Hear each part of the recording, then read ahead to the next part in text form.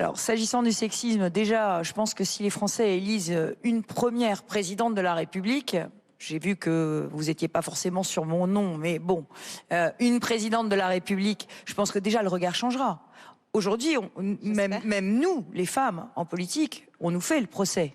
En compétences, en autorité. J'ai entendu dire des choses assez incroyables dans cette campagne sur le sujet.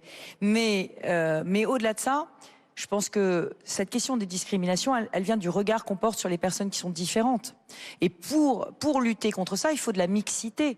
C'est-à-dire qu'il faut que dès l'école, on apprenne aux enfants à se mélanger et à rencontrer les autres.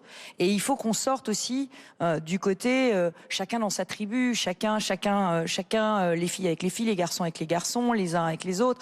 Il faut qu'on arrive à vraiment faire nation tous ensemble. Mais je sais que c'est des grands mots.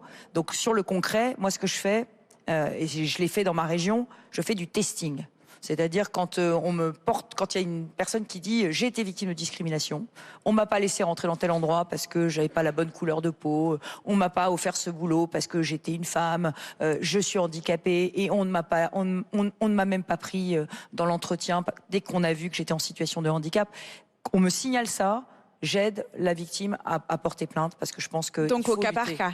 Au cas par cas. Absolument. Donc en fait, avec les associations, on parce passe qu'on a un certain nombre obligatoirement d'associations. à la plainte, alors que finalement le mal-être qui en découle est pas forcément aussi grave que pour porter plainte. Quand j'ai des clients qui me disent ah mais vous êtes une femme, ah mais je m'attendais pas à avoir une femme, mais vous êtes sûr vous allez y arriver, vous voulez que je vous aide?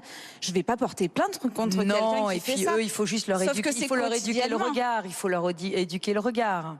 Bien. Il faut le prendre avec de l'humour et du sourire aussi un peu. Parce que vous savez, je le vis depuis 20 ans. Donc à un moment donné, il faut aussi se blinder un peu et puis y aller.